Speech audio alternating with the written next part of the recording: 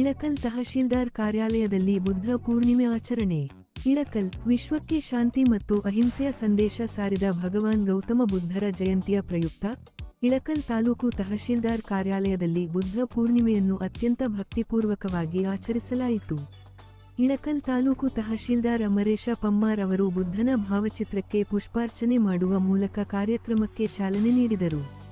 ಈ ಸಂದರ್ಭದಲ್ಲಿ ಮಾತನಾಡಿದ ಅವರು, ಬುದ್ಧನ ತತ್ವಗಳು ಮತ್ತು ವಿಚಾರಧಾರೆಗಳು ಇಂದಿನ ಸಮಾಜಕ್ಕೆ ಅತ್ಯಂತ ಅವಶ್ಯಕವಾಗಿವೆ ಎಂದು ಸ್ಮರಿಸಿದರು.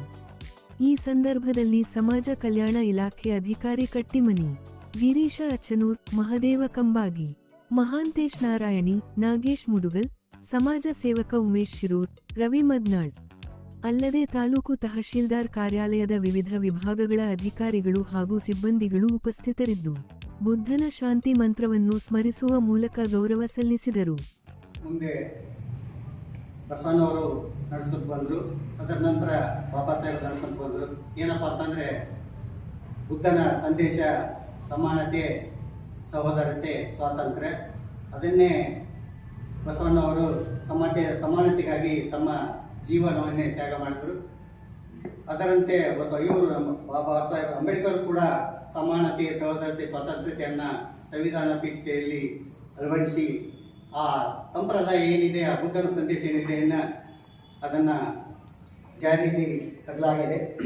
ಬಂಧುಗಳೇ, ನಾನು ಒಂದೇ ಒಂದು ಮಾತು ಹೇಳ್ಬೇಕಂತಂದರೆ, ಬುದ್ಧನ ಸಂದೇಶ ಏನಿದೆ ಅಂತಂದರೆ ನಮಗೆ ಒಳ್ಳೆಯ ರೀತಿಯಿಂದ, ಯಾಕಂತಂದರೆ ಧ್ಯಾನ ಅಂತಂದರೆ ನಾವು ನಮ್ಮ ಜ್ಞಾನವನ್ನು ಹೆಚ್ಚಿಗೆ ಮಾಡ್ಕೊಳ್ಳೋದು, ನಮ್ಮ ಆರೋಗ್ಯವನ್ನು ವೃದ್ಧಿ ಮಾಡ್ಕೊಳ್ಳೋದು.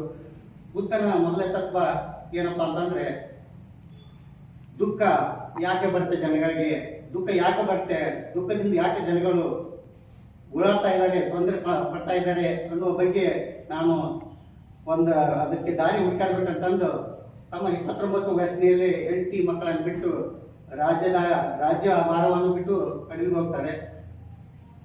6 ವರ್ಷದ ನಂತರ ಅವರಿಗೆ ಇದೇ ದಿವಸ ನಾವೇನು ಬುದ್ಧ ಪೂಜೆ ಮಾಡ್ತಿದ್ವಿ, ಇದೇ ದಿವಸ ಅವರ ಹುಟ್ಟಿದ ಹಬ್ಬ, ಅವರ ಜ್ಞಾನವೇದವಾದ ದಿವಸ, ಜೊತೆಗೆ ಅವರ ಈ ಲೋಕವನ್ನು ತಮ್ಮ ಗೌತಮ ಬುದ್ಧ ಸಿದ್ಧಾರ್ಥನಾಗಿದ್ದ. ಶುದ್ಧೋಧನ ಮತ್ತು ಯಶೋಧರೆಯ ಮಗನಾಗಿ ಲುಂಬಿನಿಯಲ್ಲಿ, ಈಗಿನ ನೇಪಾಳದ ಲುಂಬಿನಿಯಲ್ಲಿ ಜನಿಸಿರ್ತಕ್ಕಂಥ ಸಿದ್ಧಾರ್ಥ ಅವರು ಶುದ್ಧೋಧನ ರಾಜನ ಮಗ, ರಾಜ ಆಗಿರಬೇಕಾಗಿತ್ತು. ಅಲ್ಲೇ ಶಾಕ್ಯ ರಾಜ ಶಾಕ್ಯ ಸಂಘವನ್ನು ರಚನೆ ಮಾಡ್ಕೊಂಡಿರ್ತಾರೆ. ಆ ರಚನೆ ಮಾಡ್ಕೊಂಡ ಸಂಘದಲ್ಲಿ 20 ವರ್ಷಕ್ಕೆ ಎಲ್ಲ ಯುವಕರು ಆ ಸಂಘವನ್ನು ಸೇರಬೇಕು. ಆ ಸಂಘ ಸೇರಿದ ನಂತರ ಈ ಮಗ್ಗಲದ ರಾಜ್ಯ, ಕೋಳಿ ರಾಜ್ಯ ಅಂತಿರ್ತದೆ, ಈಚೆ ಕಡೆ ಶಾಕ್ಯ ರಾಜ್ಯ ಇರುತ್ತೆ. ಅವರಿಬ್ಬರ ಮಧ್ಯದಲ್ಲಿ ರೋಹಿಣಿ ನದಿ ಹರಿತಾ ಇರ್ತದೆ. ರೋಹಿಣಿ ನದಿಯ ವ್ಯಾಜ್ಯದಿಂದಾಗಿ ಎರಡೂ ರಾಜ್ಯಗಳಲ್ಲಿ ಜಗಳ ನಡೆದಾಗ ದಿನಾಚರಣೆಯ ಹಾರ್ದಿಕ ಶುಭಾಶಯಗಳು. ಸರ್ಕಾರದ ನಿರ್ದೇಶನದಂತೆ ನಾವು ಇವತ್ತು ನಮ್ಮ ತಾಲೂಕಾ ಕಚೇರಿಯಲ್ಲಿ ಈ ಜಗತ್ತಿಗೆ ಶಾಂತಿ ಮತ್ತು ಅಹಿಂಸೆಯ ಸಂದೇಶವನ್ನು ಸಾರಿರುವ ಮಹಾನ್ ಚೇತನ ಶ್ರೀ ಗೌತಮ ಬುದ್ಧರ ಜಯಂತಿಯನ್ನು ನಾವು ಆಚರಣೆ ಮಾಡ್ತಾ ಇದ್ವಿ.